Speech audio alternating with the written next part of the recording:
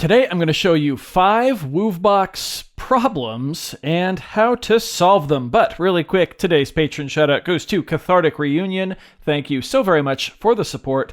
Let's get started. So with the recent release of the 2.0 firmware for the Woovebox, I've noticed that a lot more people are finally getting their hands on one to give it a shot. And I've seen quite a few common problems arise that people are having with the Woovebox, so I figured I would address those today, show you that they're really not problems. It's more just you kind of just need to learn the device a little bit. So I just want to hit those pain points, hit those problems, and get you on your way. Also, this video is not sponsored by anyone, certainly not by Woovebox. I have done sponsored work for Woovebox in the past, but this is just a device that I'm really passionate about, and I want people to just know how powerful this thing is and how easy it is to use. So without further ado, let's dive in. So the first major problem I see, and this is a super common one, is people want to know why they can only play one note on a track with the sequencer buttons. So I'm here on the bass track. As you can hear, all I can play is G, even though I do get a couple octaves. Well, this is a very simple problem, and it's just that right now the track is set to follow whatever the chord track is doing. So any track other than the chord track can actually be set to follow the chord track to make pattern writing a lot easier, but we can turn that off. So first of all, we obviously want to be on the track where we want to turn off chord follow. So in this case, I'm on the bass track right here. And I'm on the sequencer page. Where I want to go is to the global page, which is just 2 pages to the right of the sequencer page. You can get to the sequencer page at any point just by clicking in the value knob, as long as you're on the track. And then just 2 little ticks to the right will get us to the global page for that track. And then what I want to do is hold down button number 4. That's where the follow chord option resides. And right now it was set to root, and there's a whole bunch of different options here that we can see. These are all different algorithms that this track will use to follow the chord track, but if we go all the way to the left, we can set it to none, and now we can hear that, yeah, our bass is ready to be played. It's in the key and scale of our song. Also, if we want to transpose, that's done on button number 2 on the global page. I'm going to drop it down 2 more octaves, down to 48. That was too far. Back up to 36. There we go. By the way, to set the key and scale of our song, all we have to do is go to song mode. So that's value, button 16. You can see I'm on song 10 here. This is the global page for song 10, and all these buttons contain global information like the BPM for our song. On button number 2, we find the root. So we'll set it to D sharp, and on button number 3, we see our scale. We'll just set it to major, and there's a bunch of other cool things here as well. Like you can set like your noise floor, you can set like vinyl crackle and stuff. But yeah, global page is where you do all of that. Okay, problem number 2 that I see people having is they just want to start from scratch on a song, and no matter where they go, there's all these presets that they don't want. You know, they just want to start from complete scratch. So while the Woovebox does have some really cool ways to help you get started, you can indeed turn every track, all 16 tracks, into a basic initialized saw wave, get rid of all sequencer information, everything like that. It's really easy. So the way we do that is we go back to song mode. We want to select the song that we want to just completely initialize, so we'll pick song 10. Now we're going to access the context menu. And we do that by holding right and then clicking in the value knob. Right now you can see it says dump song. And then next I click it in and it goes to initialize here. So INIT. Now there are 2 different initialize settings. Right now it's set to initialize random. So while I'm still holding right, I want to turn the value knob. Now it's going to say INIT and then basic, BSIC. Then we're going to long press the value knob. It says OK. And now if I go to any of our tracks, we just have basic saw waves everywhere.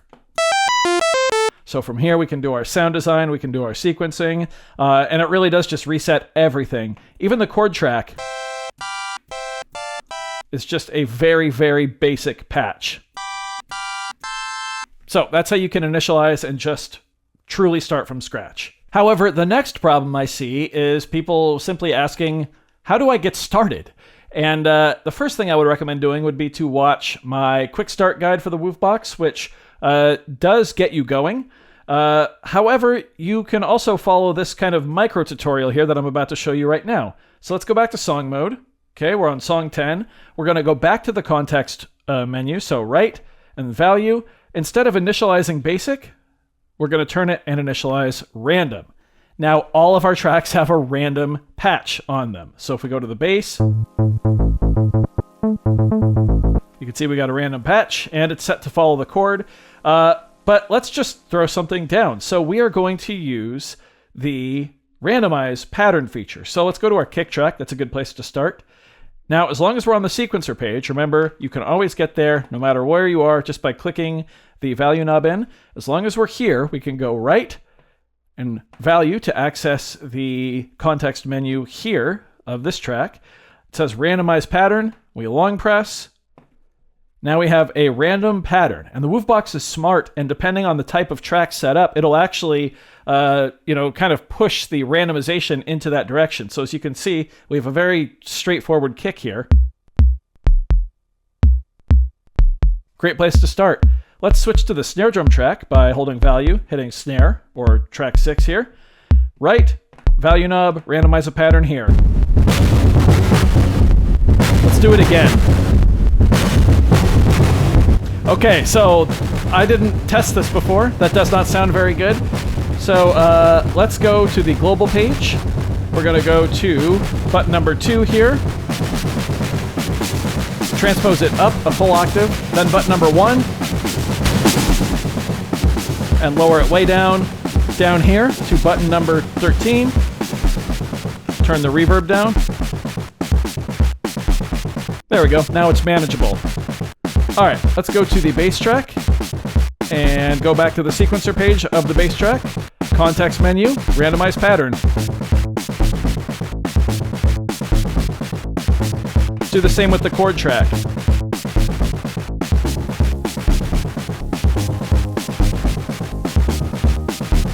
Same with the lead track, sure. Again, I don't like that.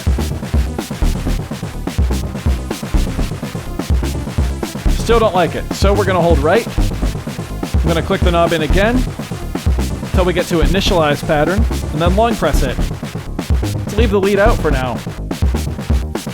Let's try something on the ARP track.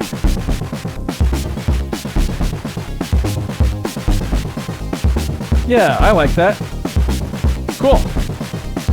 Now from here, you're free to go through and start tweaking parameters on your tracks and kind of shaping it up as you like. First thing I'd probably do is go into the snare drum track and tweak some more parameters there. I was not planning on adjusting things on the snare drum track there, but I'm going to leave that bit in because I think it shows, just how fast you can work on the Woovebox once you have a few basic things going. And actually, in adjusting those patterns, I kind of gave you a sneak peek to problem number 4 that people have, and that is that people seem to think that mixing on the Woovebox and adjusting levels is kind of a pain, but it's really not once you understand the architecture here. So on any track at all, simply go to the global page of your track, which again, remember, if you click in the knob, you get to the sequencer page.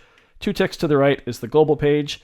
The volume for that track lives on button 1. There you go. Just right there. So we'll turn up our ARP. I want the snare drum even quieter. So, value, snare drum track. We're still on the global page, but now we're on the snare drum track. Button number 1. Mix that in a bit. I want more chord, so I go to the chord track. Volume's right there on button 1.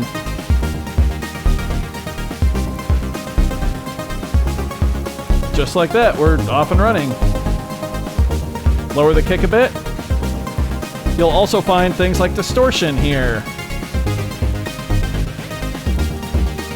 And let's adjust the distortion on the bass. Lower the volume a bit.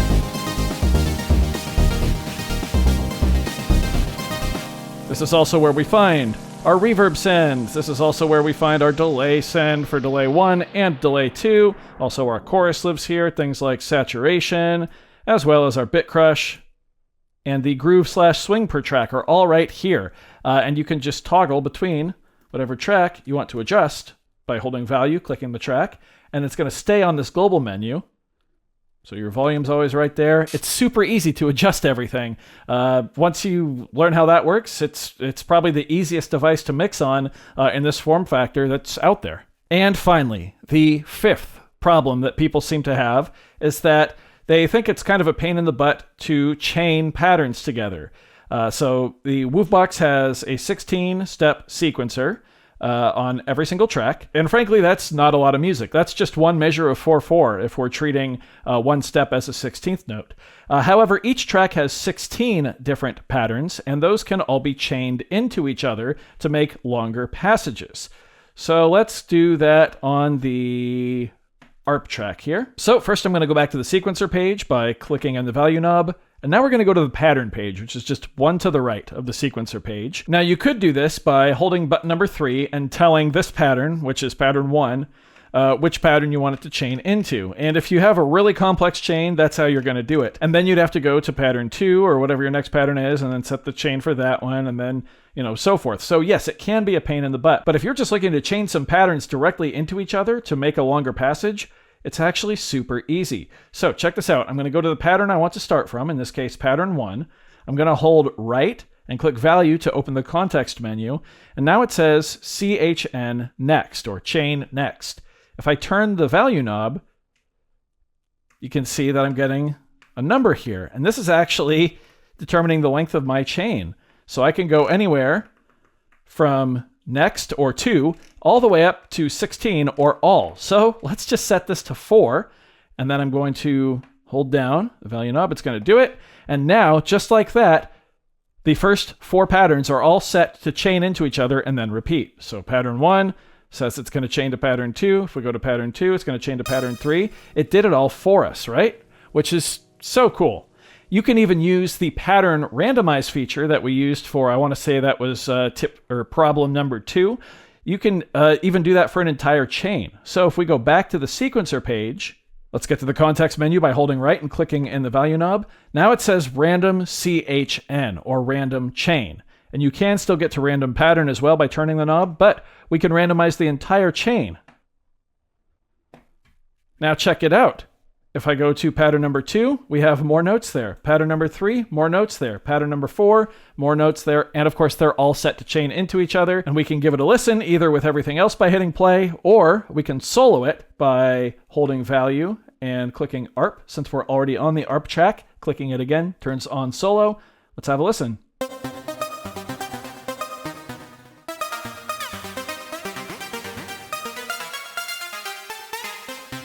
There we go, now it repeats.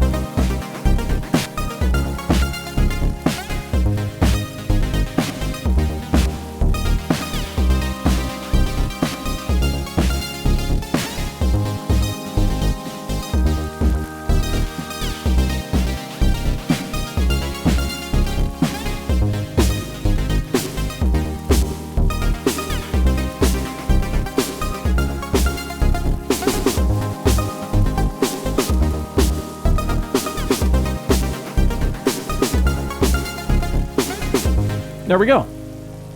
Now I do just want to say, I'm aware that these sounds weren't the greatest, but these were just like random presets that got pulled up. I know some people are going to be like, oh, it sounds like crap. This thing can sound really good. There are a ridiculous amount of sound design options, and there are some incredibly talented people out there who make the Woovebox sound phenomenal. My personal favorite Woovebox user is Galactic Tapes. I'll link his stuff, his Bandcamp in the description below. Some great Woovebox content there. And besides, I really doubt anyone who has been hating on the sounds of the Woovebox would make it this far into the video anyway, but still just want to shout out Galactic Tapes. Amazing Woovebox stuff. So there you go, 5 Woovebox problems and some easy solutions for them. Hopefully I've been able to change yet a few more people's minds on the Woovebox. I feel like it's been a slow journey, but really trying to show people just how incredible this little Groovebox is, and it's just so much fun. I truly do love it. I do hope you found this video informative or at least entertaining. If you did, be sure to leave a like on it. If not, you can always leave a dislike. That's okay too. Doesn't hurt my feelings, just makes me try that much harder next time. Either way, be sure to hit that subscribe button, ring that notification bell. Thank you all so very much for being here. Thanks for watching. We'll see you next time. Bye.